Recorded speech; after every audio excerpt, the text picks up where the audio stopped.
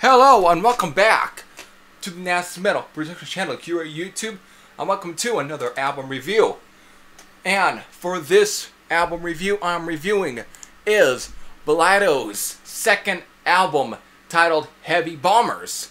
Now, you don't know who probably Bolido are, but you probably might have seen them as a part of Stormspell's Trend Killers with their debut album W.A.R, or aka W.A.R. And that was released back in 2014. Their second album, titled Heavy Bombers, is released through Fighter Records. So, who are Bolido anyway? Well, they are a Chilean heavy metal band who were formed back in 2010. And if you don't know what Bolido even means, it's actually Spanish for meteorite. So, that's a pretty badass metal name, Meteorite. Awesome. So, with that, my introduction to these guys, well, it was Stormspell Records through the Trend Killers, and it was through this album, but I didn't check as much of it back then. Even I did, it probably didn't do much for me, but given samples a few months ago for the Heavy Bombers album, was actually really good, and it had me definitely, well, going back to checking out the We Are Rock album on YouTube, and this is actually these guys are really solid metal, very classy sounding. It just sounds more genuine, and as far as the whole new wave or traditional heavy metal movement, these guys really have at least something to them. It's like, again, it's very genuine, classy heavy metal, and that's what's great. But while the Real Rock album is great, it's on this album, Heavy Bombers, where they really, I think, found themselves. They really found it. Heavy Bombers was released through, again, released through Fighter Records on March 23rd. And on here, everything, I think, just comes together perfectly.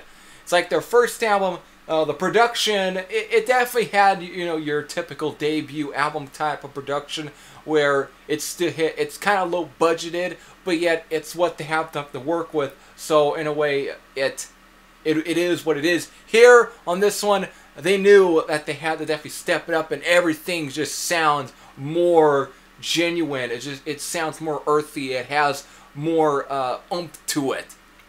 Just has more air and everything. This is just a really killer production. Even the writing is a step up as well.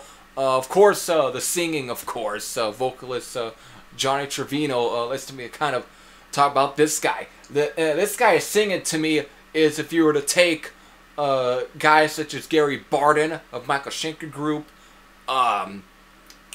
John Gallagher of Raven, and James Neal of Malice, and just blend them all together. This guy just has a powerful voice, and it just blends so well with the music. And the music itself has kind of a Michael Schenker Group, Malice, Judas Priest, of course, Anvil kind of sound on here. It's even more present, and each song in there is pretty much all fucking badass. Of course, Sam starts out with the 7-minute and 51-second track, the absolute domination of the skies, and it's just an explosive motherfucker of a track.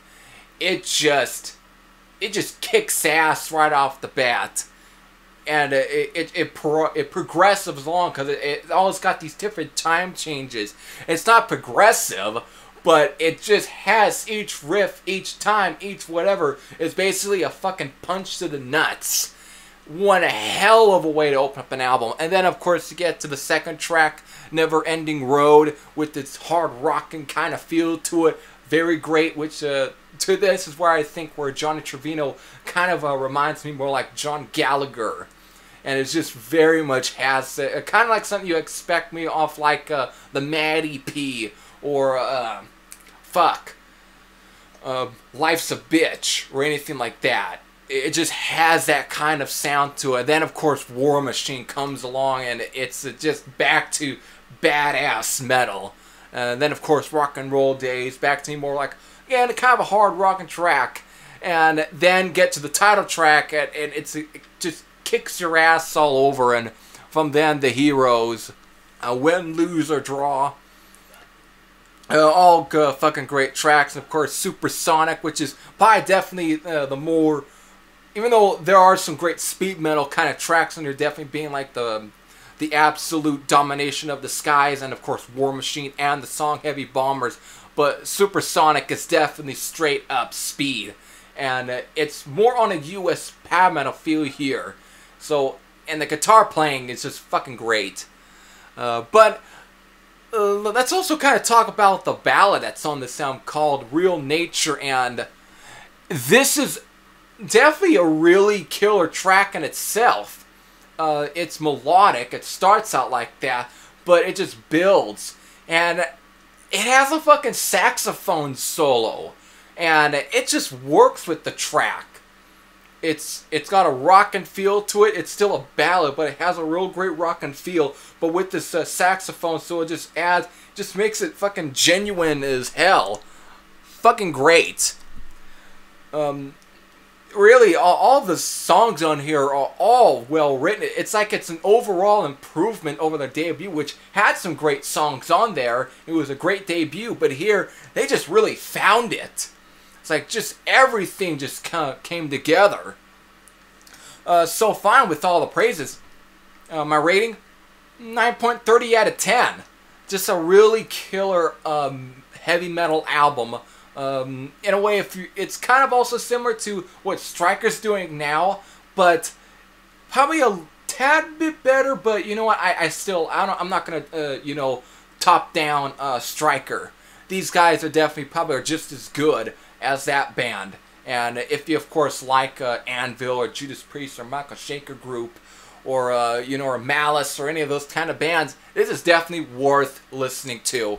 And if you haven't ever heard of these guys or haven't even kept up with these guys and don't even know that this sound was even released, I am definitely recommending it. This is a huge recommendation from the Nasty Metal Production channel here. So, for that, I hope I turned you on to a new band, or if you have listened to the sound, definitely let me know what you thought. So, until then, this is Heavy Thrasher Sam out. And I'll see you again here real soon. Take care.